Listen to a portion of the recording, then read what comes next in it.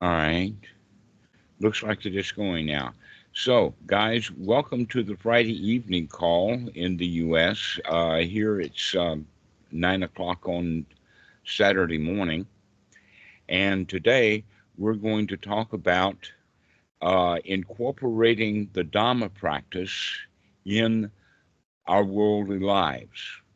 Now, um, to start off with, I'd like to say that the Buddha, well, hello, Corey. Good Hello. to see you. Um, in the time of the Buddha, he was quite successful at getting people to understand how to change their lives. And that it looks like that by the time of the death of the Buddha, there were like 20,000 monks, 20,000 bhikkhus, and about 10% of them by then had gotten it completely. But there's also a great deal of indication that most of his students, in fact, were not actually ordained, that they lived lives as ordinary people. The word that was used was householder. And the word householder actually has some connotation of those who own property, hold a house, because the Sudras, those who had no property, they had possibly not much of a good job or anything, those were the ones who would go ahead and ordain and go live out in the woods happily.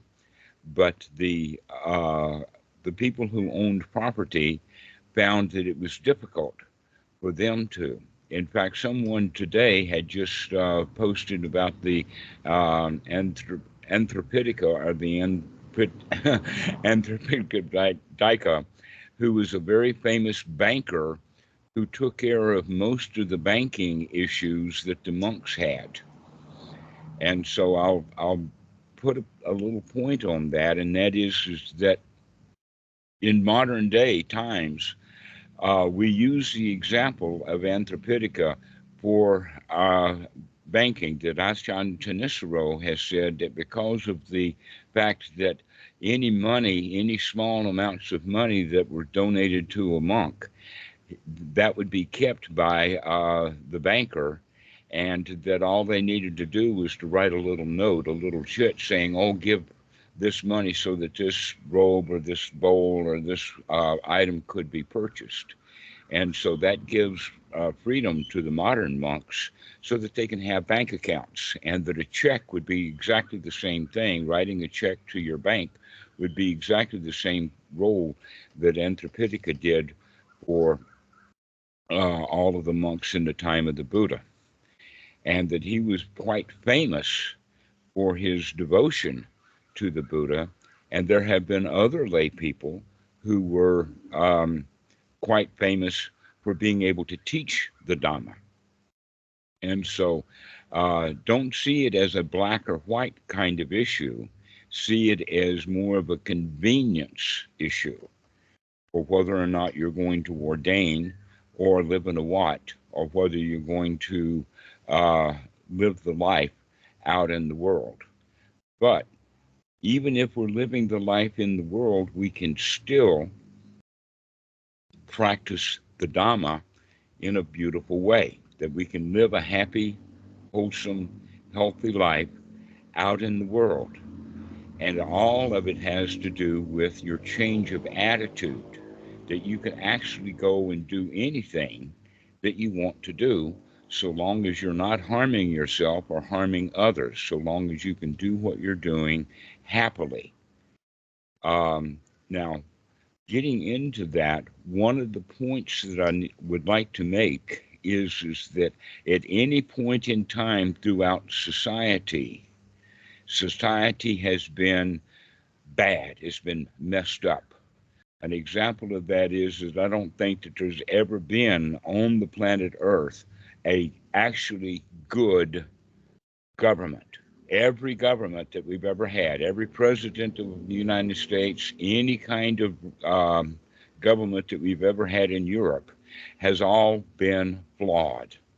Not a good one has ever happened. But the question is can the Dhamma dudes handle that? Because we can't go and fix the government. That in fact, if you decide to go and make your own government and start running the show, becoming a dictator or whatnot, you will probably screw it up. Then at least half the people will hate you.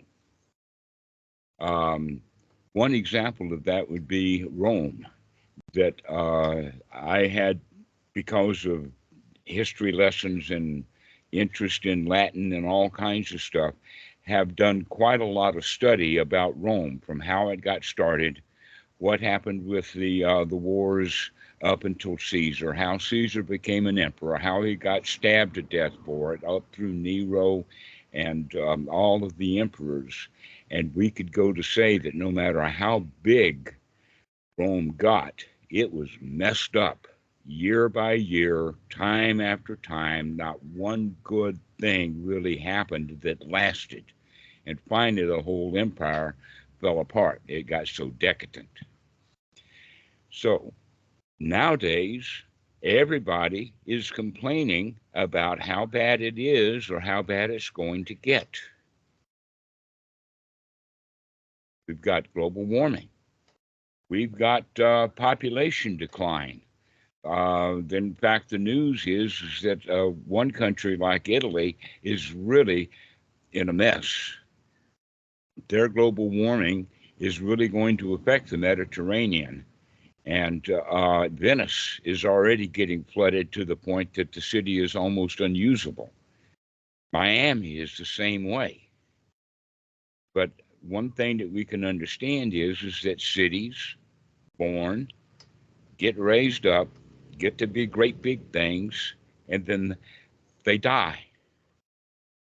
A city has a lifespan. That in fact, you could go so far as to say that New York City has been in decline for quite a long time. They go bankrupt, corrupt politicians, all of that kind of stuff.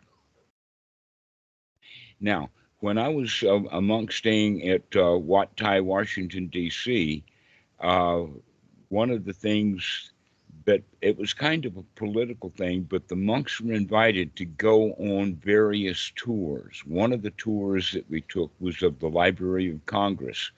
They took us down into the basement to show us all the library stuff of ancient Buddhist literature, which basically meant that they had gone into the temples in Asia and robbed them of artifacts and took back and put into the Smithsonian Institute or put into this museum or that museum, and kind of worship the relics of old times. And one of the things that I saw when I was visiting some of the offices in Washington, I kind of noted that this happened over and over again, and that was that they would have a Xerox piece of paper that had a line drawing on it, and that this was posted on many bulletin boards at the time. It was kind of like a fad that just went all over Washington. And what it was is that it was a line drawing of a guy standing waist deep in water of a pond, and he was surrounded on all four sides by alligators. And that the caption of this was, "When you're up to your hips in alligators, it's hard to remember that your original intention was to drain the swamp." I think, in fact, this is the place where that whole idea of draining the swamp in Washington, D.C. came from, was this picture. And that everybody who goes to Washington bright-eyed, bushy-tailed. They become an assistant this or a little bit of that. A lot of it is volunteer work so that you can get close to the senators and judges and all of that kind of stuff. And so everybody goes, young people go, with the idea that they're going to fix the place. They're going to drain that swamp. And within a few years, they become one of the alligators that is preventing the next generation of young people from draining the swamp. Now we have actually, to point it out. Pedro has now gotten into school, and he's probably gotten into a class where the teacher is very environmentally oriented. And I can imagine that that's really the case in Italy, because Italy is facing a lot of severe problems with their population decline. Well, actually, there's no real problem with population decline. I mean, at one time they were worried about the population explosion. Back in the 1970s, in most of the third world countries, all of the women would have 5, 6, 7, 8, 9 kids, hoping that 1 or 2 of them would grow up to adulthood. And then the UN came in with the World Health Organization and started giving out contraceptives and getting good medical care. And then all of those babies that were born, some 7, 8, or 9 kids to each woman, grew up into adulthood. And there was a population explosion, especially in India, Indonesia, and several other countries. And so then they started worrying about that. Oh, we've got a population explosion. So the first they worried about, oh, too many children are dying. Then they started worrying about the population explosion. But meanwhile, the women themselves started having fewer babies. And so now in Italy, they're down to like 1.7 or something like that, which means that for every woman that goes to adulthood, she only has like 1.7 babies on average. And that means that the population is going to start declining precipitously. That's also the case with China because of their one-child policy, et cetera, like that. But meanwhile, in India, it's still like 2.5 or 2.3, something like that. And so India is still growing, while other countries that, in fact, in the indigenous population of the United States, it's also declining, but a lot of immigration keeps the population high. Now, the reason that we can look at this is to recognize that at any particular point in time, we always look back into the old times and talk about the golden age of Rome. Well, I'll tell you what, there was never a golden age in Rome. Anybody who lived in Rome didn't like what was happening right now and wanted to make it better. And here we have now this particular age that we're in now. We don't like it. We want to make it better. And when we make some changes, and so they say, oh, global warming. And so now we've got electric automobiles, but because of the electric automobiles, now we need lithium, and now we've got new lithium mines, putting even more pockmarks. And so the human race is actually, in their efforts to help things and improve the world, we often make things worse, even with the very best of intentions. This is the issue, is that when are any of us going to start understanding that it is not the world that needs to be fixed? That what really needs to be fixed is our own mind. We can't fix the world. You could not become the president or the emir or the emperor or the king of any nation or any country and fix it. You're always going to have a whole bunch of people who are against you. For instance, if you clean it up and clean out the corruption, all of the people who have corruption in their mind is not going to like what you're doing, and they're going to try to stop you. Meanwhile, if you are corrupt and all of the people around you are corrupt, which is probably the predominant number. I mean, everybody would be corrupt if they had a chance, thinking that they could get away with it. Then all the clean-minded people are going to be against it. So you're always going to have a conflict in society. You can't please everybody. That, in fact, that reminds me of the statement that Abraham Lincoln made, that you can fool some of the people all the time. You can fool some of the people all the time. You can feel all the people some of the time, but you can't fool all the people all the time. So we can change that into you can solve some problems all the time. You can solve some of the problems, but not all of them. You can't fix the world. The only thing that we can fix is our own mind. And so once we fix our own mind, we've got a better chance of fixing some of the world that is around us, what we can actually do for ourselves. Can we do that happily, or do we have to be miserable at it because we're dissatisfied with the results? We're dissatisfied with the way things are, and we want to make them better and better. Because that's in fact what happens with each one of us is what they call starry-eyed or bright and bushy-tailed, and we go off on our own personal crusade to go get something done, and we wind up being the villain. We go into the swamp to drain the swamp, and within a few years, we become one of the alligators. Why is that? Is because it's always about self-preservation. That we want to survive, we want to fix things, we want to make life easy for us. And so if we continue that way, we're always going to be 1 foot in one side and 1 foot in the other of yes and no.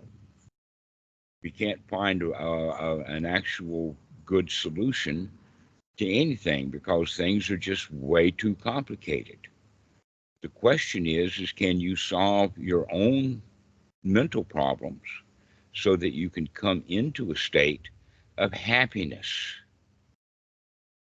That's the way to look at it. You can, in fact, go and learn about global warming, maybe put up some solar cells on your house or buy a Tesla or any of that.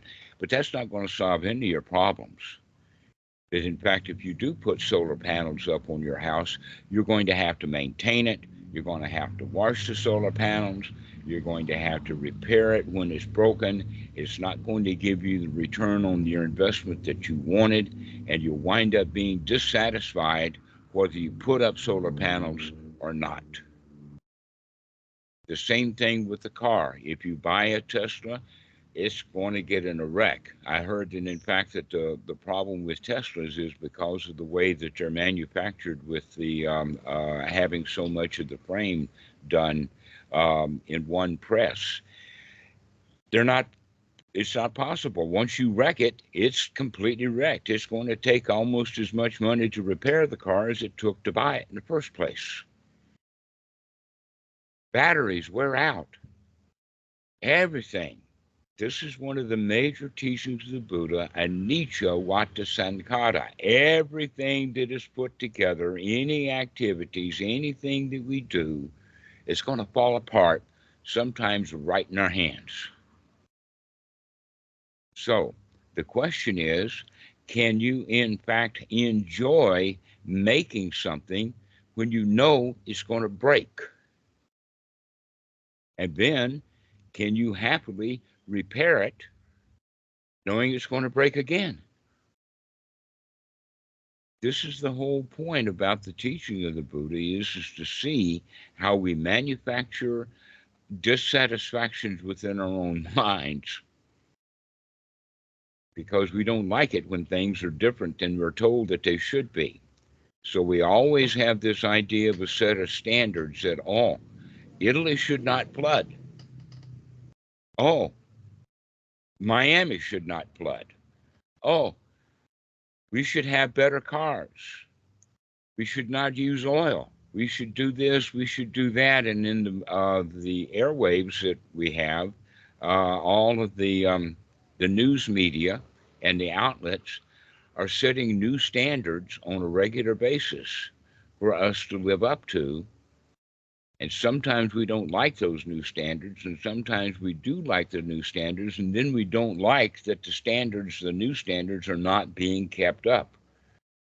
And so almost all human behavior is done from the perspective of not liking things or wanting things to be different than they are. And we're not ever satisfied with the way things actually are. And so we're out there working and slaving and doing and going to school and taking courses, and we wind up being dissatisfied. Or we can get a meditation practice, get it going, and then we become dissatisfied with our meditation practice because we're not getting anywhere with it. And the answer to that is, yeah, that's the whole goal. Let's not try to get anywhere with our meditation. Let's be satisfied with the way that it is. This is the real issue, is that we become dissatisfied with any and everything that we can see. Anything that you look at, you can become dissatisfied with. An example of that is that everybody hears about how wonderful New York is. And so they go for a visit. But then when they see what's really there, they don't want to stay there. You've heard probably this, the cliche, it's a nice place to visit, but I wouldn't want to live there. Well, you can apply that little metaphor to any place. Any place is nice to visit, but you don't want to stay there until you come into your own mind that where I am is good enough. When you see that where you are is good enough, that means that you allow yourself to feel at home. That we don't have to keep visiting, looking for something better and better. What we can do instead is change our own mental attitude so that we can see things the way that they really are and recognize that that's good enough. Dhammadasa, I've been seeing that you've been in your head a lot. Do you have any comments to make?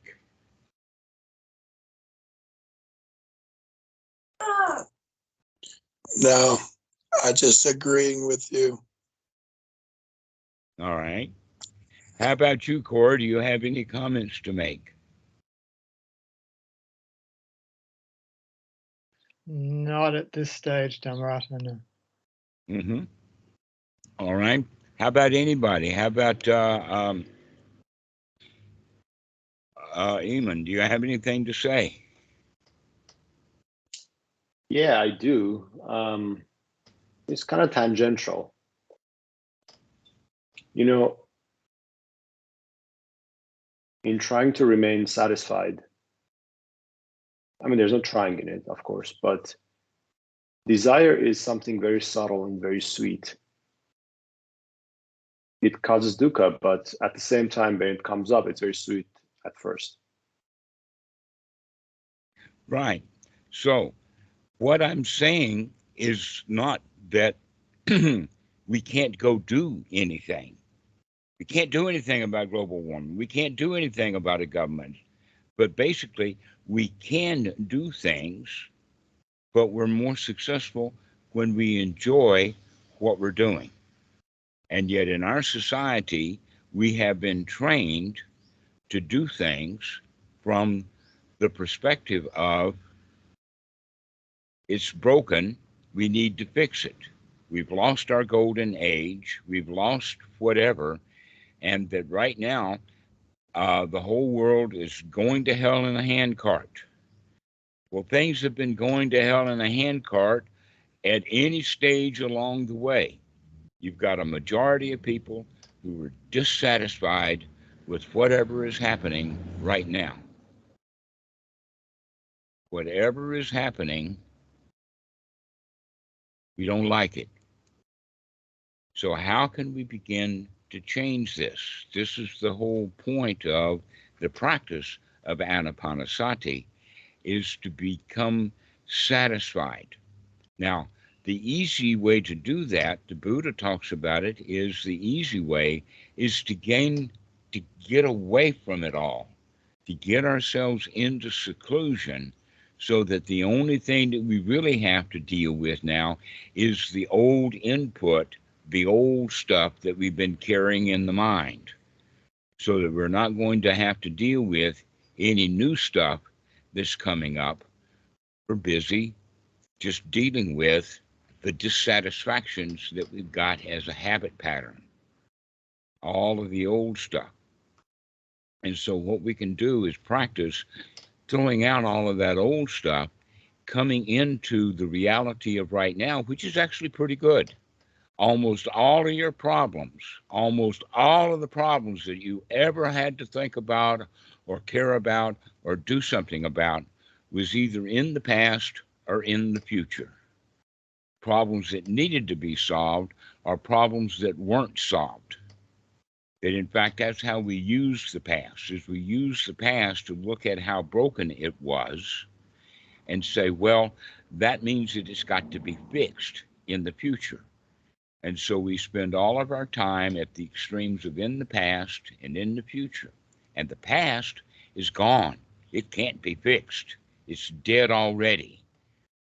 You can't dig up the past, give it cardiac jolt with lightning or with the machines that the doctors use, and bring the past back to life. People die, but your past is dead. And yet we carry it around like a badge. The phrase from old ancient Rome is, don't rest upon your laurels. Yeah, you did something in the past, and they, when somebody got some goal or something, that they would have a little crown of laurel leaves, but those leaves die. Nobody wants to wear an old crown of laurel because it's not green and beautiful anymore. It died. We throw out flowers. It's very romantic, and every girl loves to have flowers given to her. But then within a week, the flowers are dead. So when we begin to recognize that most of life's problems come from digging up our own past and then trying to fix it out into the future, is where all of our problems lie. That the reality right now is that you don't have any problems except those that you can dream up. Corey, all of your problems are either in your past or in your future, but right now, in this very moment, while you're sitting here on this call, you've got no problems. Is that correct? It is. Yeah. Right now, you've got no problems. So if we can stay in the present moment, there are no problems to fix. Pedro, right now, do you have any problems? I mean, I know that you've been studying global warming, and everybody in Italy is really afraid about sea level changes and population and running out of money. But right now, aren't you okay?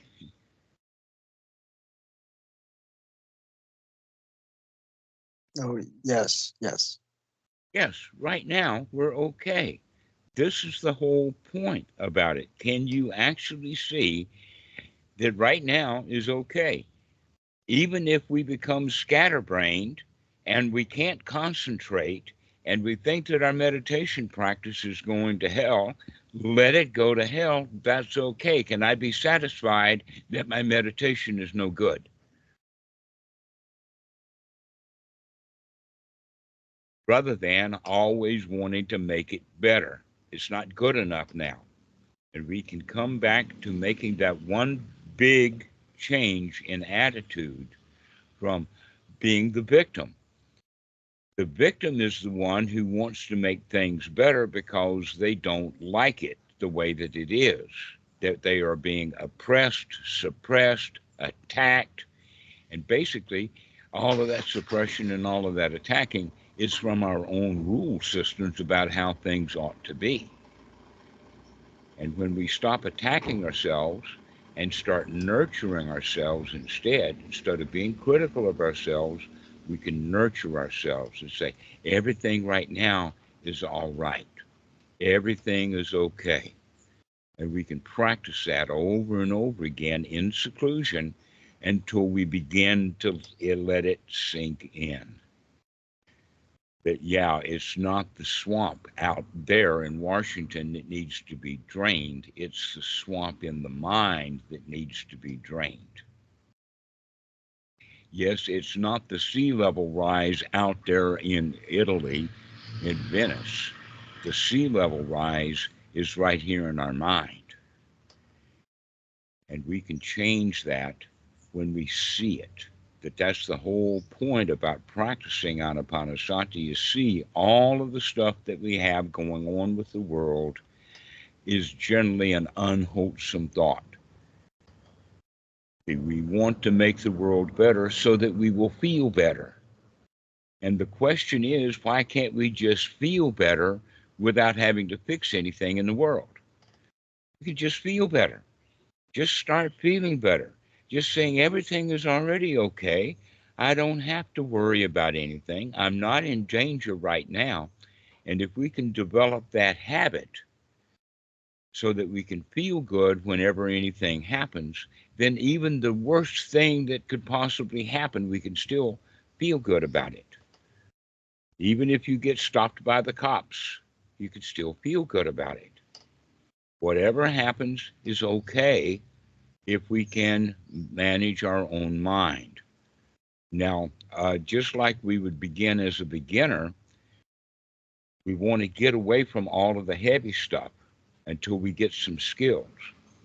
The example that I generally use is going to a gym. Almost everybody goes to the gym saying that I need to pump iron or whatever, and then they go to the great big heavy dudes, the big dumb barbells that weigh 100 pounds or so.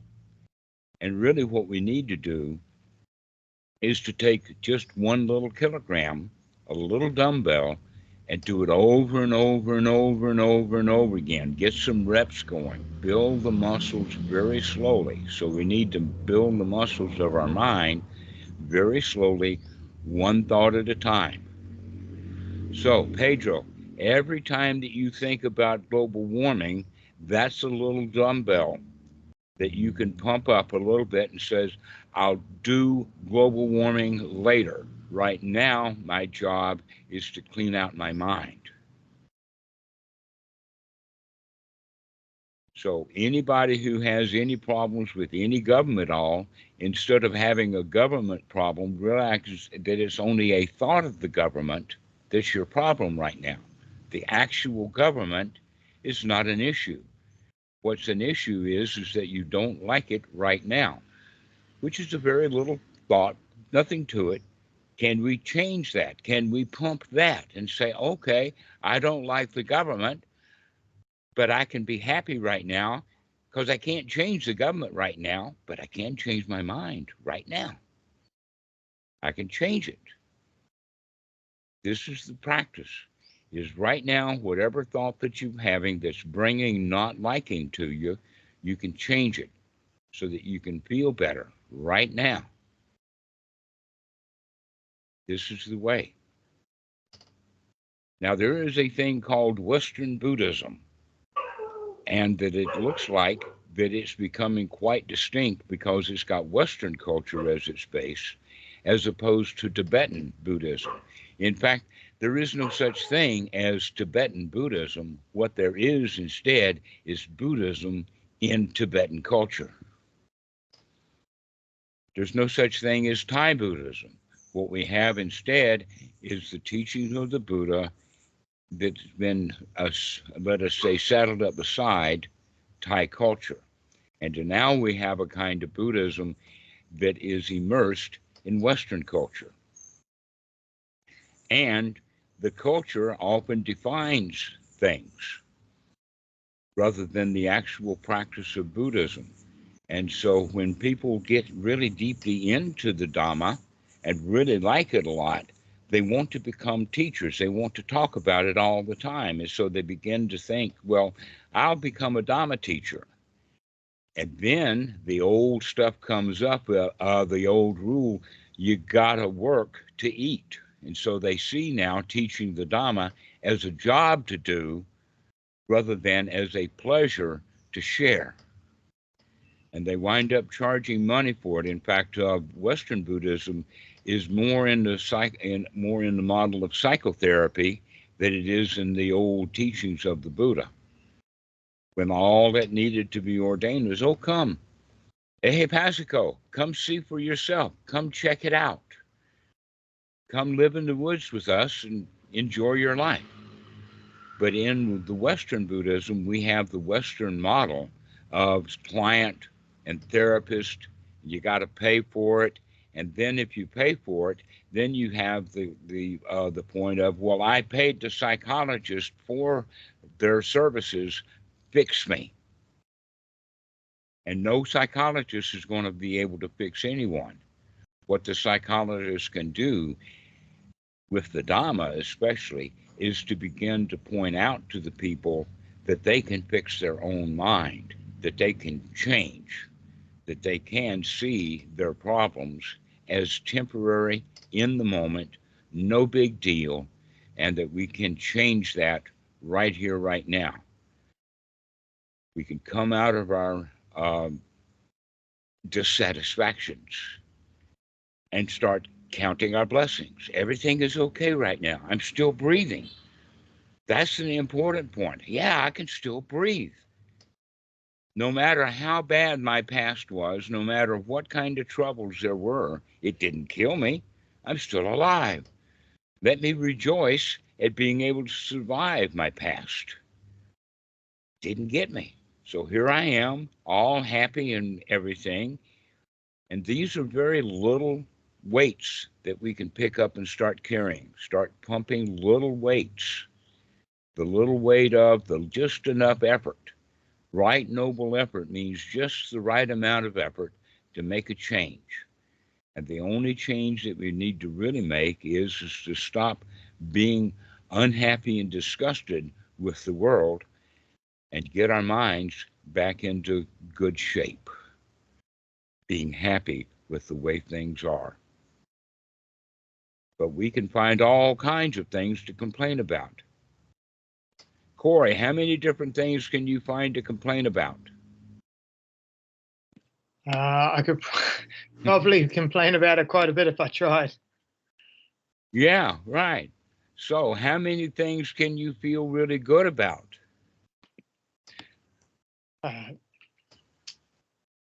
Probably not as many, but a few.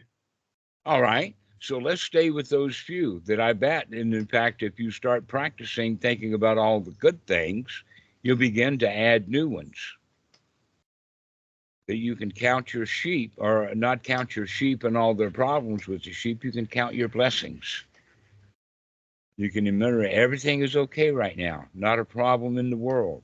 That in fact, that it's an important kind of point to recognize that the amount of good is very small, but the amount of things that go bad is enormous.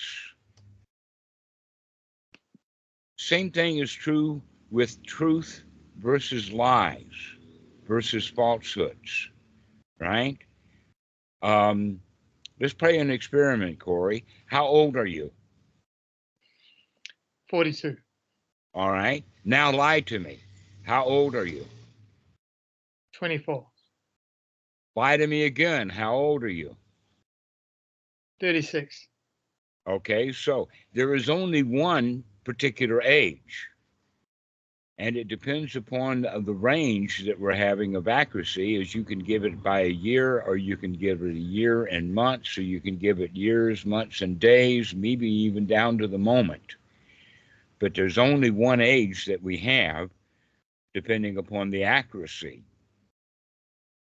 But how many lies can you tell me about how old you are? Quite a few. All right. Now, let's then say that the reality is actually in a way small as compared to the amount of delusions that we can come up with about it. How many lies can we tell ourselves about how bad things are, where in fact there's a whole lot fewer things to have to say about how good things are? So that actually makes it easier, doesn't it? Because look at all of that heavy lies that we tell ourselves. All of them together makes it a great big burden. Something like Atlas carrying the world around on his shoulders. That's the situation that Pedro has gotten himself into, is carrying all the burdens of the world, or at least all the burdens of Italy, where in fact the reality of the situation is actually quite lightweight. So let's set down the burdens. Let's take the effort to drop all of that stuff and recognize that we're already okay. And when we get ourselves okay, then we can find some toy to play with, like global warming. Yeah, let's build a bridge. Let's build a dam. Let's have fun doing it, rather than doing it because it needs to be done. Going back to the analogy of in the pond, we're in the pond to drain the swamp. Well, if we were in the pond to play, then we can play with the alligators. We don't have to do anything. We can just enjoy what we're doing. So if you're writing a website, the question is can you enjoy doing it? Or if it comes to the point of, oh, I can't solve that problem, it's too much, and I don't like what's going on, go take a break, get your mind back in clarity, and when you come back to the issue, you can probably solve it. But we get stuck in trying to get something done and work and slave and do all the stuff that we can do, and we're still dissatisfied. So the real practice of the Dhamma is to get our mind back into a state that everything is all right now. Let us say that you were a psychotherapist and you've got a client sitting right in front of you, and that client will not understand what you're trying to say to him.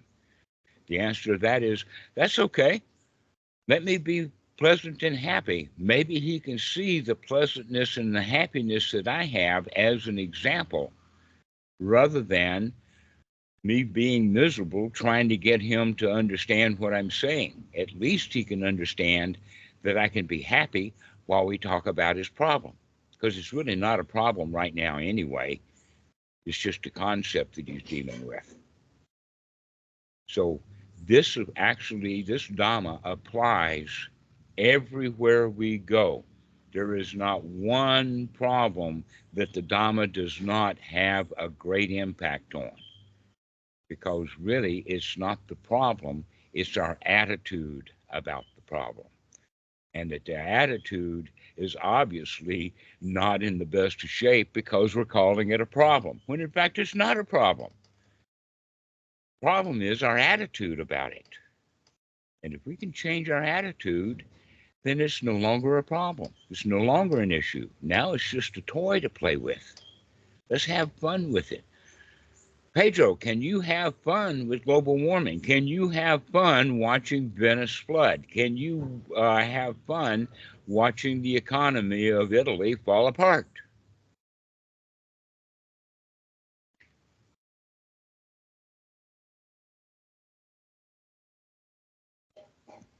Do we need to have a fun, or we just can look at it? Why we need to be happy about it? We just can observe it. It's about this equanimity stuff, right? Why to have fun? Maybe it's a wordplay, but why fun? Well, it is a word play. Let's play with the words so that we can come into a nice, comfortable, happy position about the words that we're using, rather than making ourselves miserable with them. This is what the whole teaching of the Buddha is about. And we have to do it in a two-step operation. The first step is to make it as easy on ourselves. Keep practicing, doing it over and over and over and over and over again until we get pretty good at it. And then we can start adding some weight to it so that we can handle the weight easily. The example of that would be, if I can get myself into seclusion and begin to feel really good about myself, then I can feel really good about myself and others. If I can make friends with myself, then I can make friends with anybody. If I criticize myself and say this is this rule and I have to keep this rule, then when I find people breaking that rule, I don't make friends with them. I rub their breaking my rule in their face. Christianity is really good at that.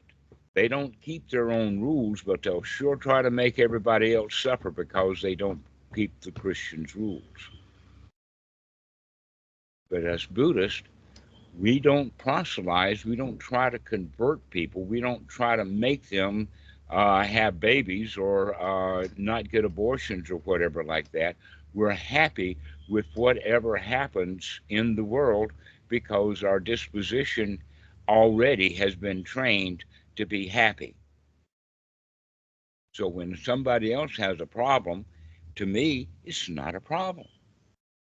It's some toy to play with. In fact, the real issue is can you change your mind rather than solving the problem? That if the truck needs a new battery, I can fuss and fume and not like it and have all kinds of trouble because the truck won't start. Or I can just happily say, oh, the truck doesn't start. It needs a new battery. We'll get one.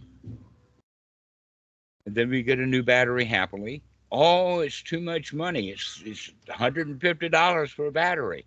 And then I feel bad again, rather than, hey, I've got enough money. I can afford it. I'm not going to miss any meals because the battery was expensive. So let's just play with it. Just put a new battery in and feel good about it and go on our way. So whatever the problem is, it's our attitude about it, not the actual issue.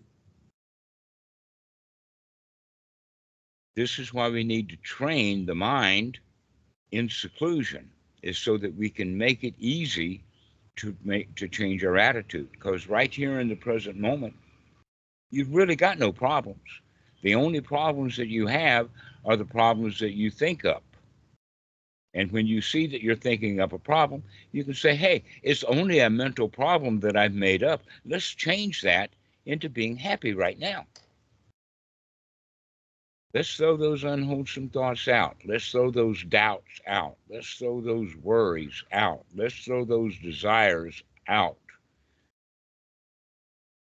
And come back and say, everything is all right. Everything is fine. Not a worry in the world. And wow, what a relief it is. There's no troubles, no traumas, nothing.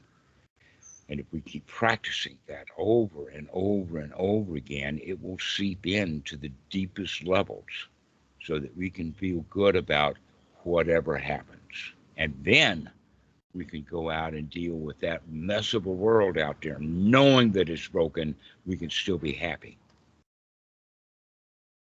That's the real issue. Is let's get the mind to the point that we can be happy, and then we can deal with all everybody else's worries and troubles. But we don't see it as worries and troubles. We see it as just another toy to play with.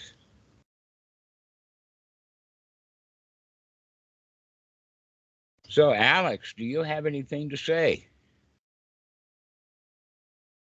I've been really enjoying. I was reading the record of Lin Ji. He talks about the business list person. Person who's got nothing to do, just be ordinary. And I'm really enjoying it in terms of I kind of get to reframe my music career as a way to pass the time. Right. Yeah. Instead of a way to affirm my self-worth, you know? Just play with it. That's what they mean by playing music. Most people, when they play music, they don't really play with the music. They work at it. They struggle. They perform. They practice. They don't like it when they make a mistake. Instead of just enjoying. Just play music. Yeah. Mistakes and all, misfingerings and all, that's okay. But in fact, if you worry about the mistakes that you make, play Gershwin, because Gershwin's got so many tritones and so many off-key notes that even if you play the Rhapsody in Blue and make 100 mistakes, nobody's going to know it because the mistakes were written right into it. So let's learn to play with life. If you're a psychologist and the client is not getting it, that's just a toy. Just play with it. No reason for you to feel bad because the client's not getting anywhere. At least you can be in a good, joyful mood. And when you're in a good, joyful mood, that will help the client get into his own good, joyful mood. But in fact, that's really how we teach the Dhamma, is by spreading the joy. A lot of people will say, oh, I want to be a teacher. I want to teach the Dhamma. Well, the best way to teach the Dhamma is with your smile. To smile, to be happy, to be joyful. And then somebody will ask you, well, why are you so happy all the time? The answer is because I don't have any worries. And I can teach you how to not have any worries. But we don't proselytize. We don't try to sell the Dhamma. We don't try to give it to somebody, ram it down their throat. Instead, we just go around as a shining example. Just be happy. And the whole world will start appreciating you for that. Now, I'm not talking about all the people that you don't know. I'm talking about your world, or all the people that you actually contact. And so everybody that you do contact them with your joy, contact them with your happiness, contact them as they were a friend of yours. Never mind how many burdens and problems and sufferings they carry around. You don't have any. But we have to practice that in solitude. We have to actually practice that over and over and over and over and over again, so that when the weighty situation of those people come and try to give us their troubles too, if I don't have any troubles, it's a whole lot easier to see what their trouble is no trouble at all. But if I've got a whole lot of troubles and they bring their trouble to me, now I've got double trouble. So this is how we learn to deal with the world, is by learning to deal with our own mind in private, in seclusion, making friends with ourselves, nurturing ourselves, taking the rules away from ourselves, all of our shoulds and woulds and coulds, and just be satisfied with the way things are. That in fact, the globe is going to have trouble. Wow, things are going to get really, really bad, according to the ordinary mentality. I mean, AI is really dangerous. What AI is, it's got many dangers, and one of them is the danger of putting everybody out of work. What would happen if the population, let us say the unemployment rate, rose to 30 or 40%? Because it can. What would happen with the planet Earth if the unemployment rate rose to 30%? Well, that means that 30% of the people have no trouble. They've got no problems. They've got no worries. They can go water ski or play sports or sit at home and do nothing. But it doesn't look like that, because all those people, those 30% unemployed, are going, oh, poor me, I can't find a job. Oh, AI is taking everything away from me, right? And it's all a matter of attitude. So don't worry about the future. The future is going to be just fine. The only problem with the future is people's attitude about it. Knowing that, can you fix your own attitude? Can you get in the swamp and play in the swamp rather than trying to drain the swamp and then eventually becoming one of the alligators?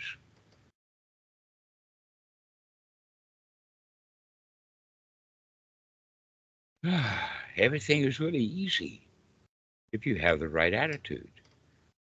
So let's get that attitude going. Let's get that joy. Let's get that lack of fear.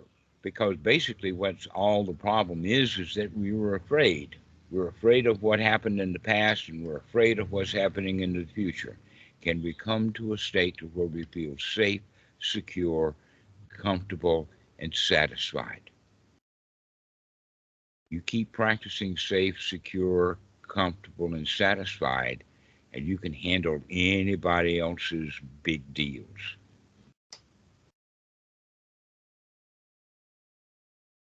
Does anybody have any questions about any of this? Anybody ready to go practice so that you can be pleasant and happy? How about you, Anna? Can you be happy with your clients that don't understand anything you're saying? My clients are best people. But I am in New York, so you know your happiness sometimes make people triggered and they get pretty aggressive.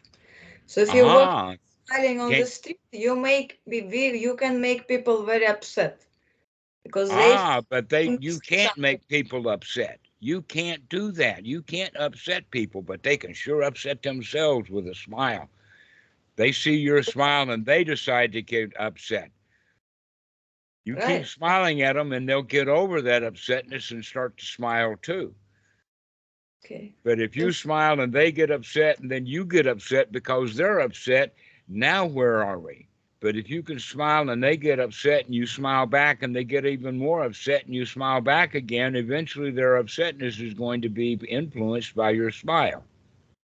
I was succeeding in it, but then last week I get hidden by somebody because I get too angry. So because I was too happy. I looks like I passed it through and I'm happy back, but it was an interesting experience because it was just already like too much in my how you call it in my private space. Right. The question is can you let them hit you and you still be happy? Then, in fact, the real No, happiness would be angry, that but I they wasn't hit me and I didn't bother me. You can hit me, and that's okay. I can still be happy. You I can was strangle my throat, and I'll happily die while you're doing it. so how we get there? Well, This this is a takes practice. This is what takes practice. Yes, you smile at them, they get angry at you. You have to be able to continue to smile rather than getting unhappy because they are unhappy and they are trying to sell you their unhappiness. They don't want you to be happy because they're jealous of you. But instead, you can teach them to be happy by smiling at them, by not allowing them to make you unhappy. That it's your mind that gets unhappy, not theirs. You choose to get unhappy when they're hitting on you. And the answer to that is, well, if they hit me, I have a choice. Am I going to become angry and try to hit them back? Or am I going to be able to tolerate and handle that they hit me? That's the issue, is how good are you at keeping your own cool? Cool off, settle down, enjoy life. Aren't you glad? In fact, I got to tell you this. This actually comes from a sutta, and that is that the monk was getting ready to go really far traveling into another country. That actually happened in the time of the Buddha. Then, in fact, they already in the Buddha's day, they had already gotten into Europe. In Buddha's day, they had already gotten into China. In fact, we know that for sure with China is because we've got some Chinese literature that's older than most of the suttas. So this guy was getting ready to go out, and the Buddha says, well, what happens if they start throwing mud clods at you? And the monk says, well, I'll be happy that they didn't throw stones. And the Buddha says, well, if they throw stones at you, then the monk says, well, that means that I'll be happy that they didn't shoot me with a bow and arrow. And the Buddha says, well, what happens if they shoot the bow and arrow? And the answer the monk gave is, well, at least I won't die. I'll be happy that they didn't kill me. And then the Buddha says, well, what happens if they kill you? And then that monk says, whew, what a relief. Now I don't have any troubles at all anymore. Okay, so this is the way to start looking at it. I notice now, Anna, that you're really smiling. That, yeah, they may hit you because they're angry at you smiling at them, but they didn't kill you. And so you've got still something to smile about. And then if they do kill you because they're so angry at you because you smiled at them, wow, what a relief it is. Now I don't have to deal with those angry people ever again. So this is the way to look at it.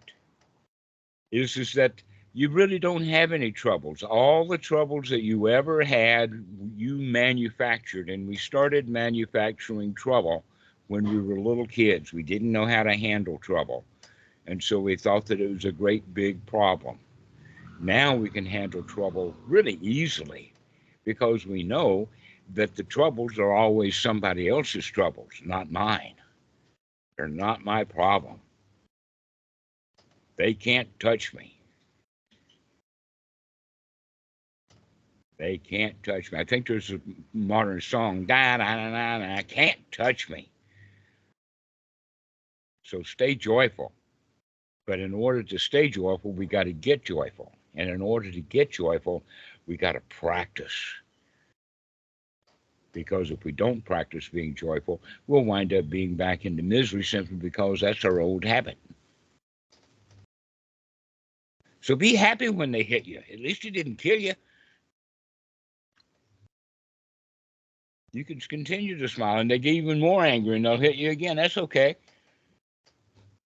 Can you see that I'm not angry at you? Can you see that even though you hit me, I'm still all right? But it somehow, I can do it mentally, but it somehow went to body sensations. So I was kind of shaken inside. I had pain in my body more than in my mind. I am pretty stable mentally, but somehow the emotion was shaken more physically, not mental. I don't know. So it was more physical emotion than thoughts. And you don't like it. This is actually a major point, Dhammadas. This is a major point that Buddhadasa taught, that when we are sick or when we're injured, that's the time to practice.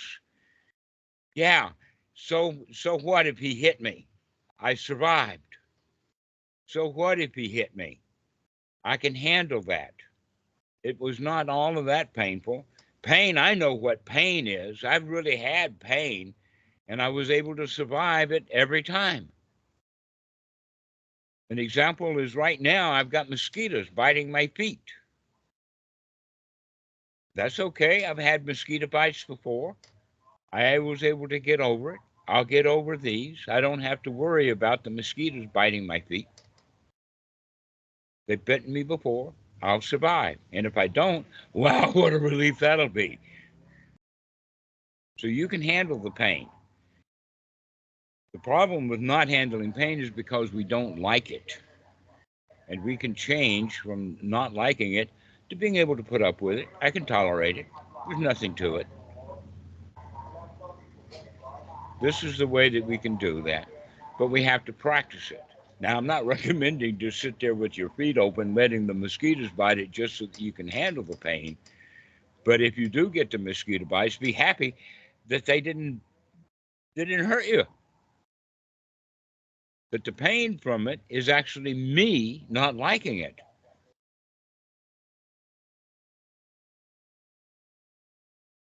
So this is the whole teaching, is to be able to handle with a smile anything that happens. And then you will be the master of your own mind and master of your own world. Because you can feel the way that you want to feel, rather than feeling based upon the old habits of not liking to get hit.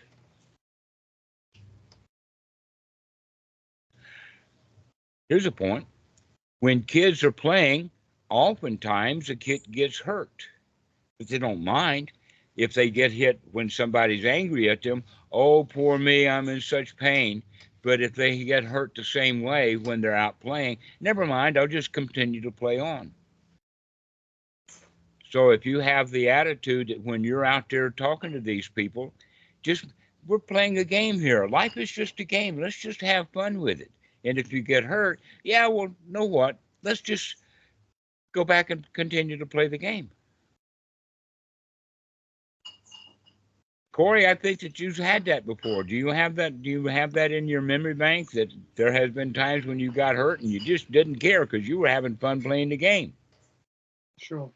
Yeah. And then other times you get hurt in about the same way. And oh, poor me. Oh, I'm so suffering. Yeah. So it has to do with the attitude. Pain is an attitude. And if you don't like he hit you, then you're in misery. But if you don't care that he hit you, just continue to play the game with him. Continue to smile. Life's a joy when you let it be.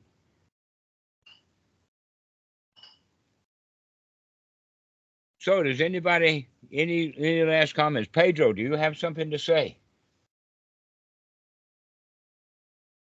Or did you fall asleep? Alex, how about you? You have any final remarks? No final remarks. Nothing. All right. Nothing's final.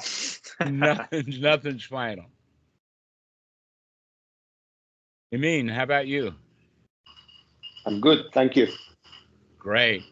Dhammadas, how about you? You okay? Oh yeah, I'm doing good. Thank you for teaching us. Excellent. You guys go have fun in that world out there. It sucks. So what? It's going to get really, really bad. Can you handle that too? Yeah. It's your fault that it's gotten really bad. Can you handle people blaming you for you not doing what they want you to do? Yeah. This is the Dhamma. The Dhamma is stay out of that dukkha that everybody wants to sell you. Don't buy it. Keep your cool. Be happy. Practice. Practice. Thank you, guys. This has been really a good talk. I really enjoyed this. I see a lot of people smiling. Excellent. Okay, bye. Thank you. Bye.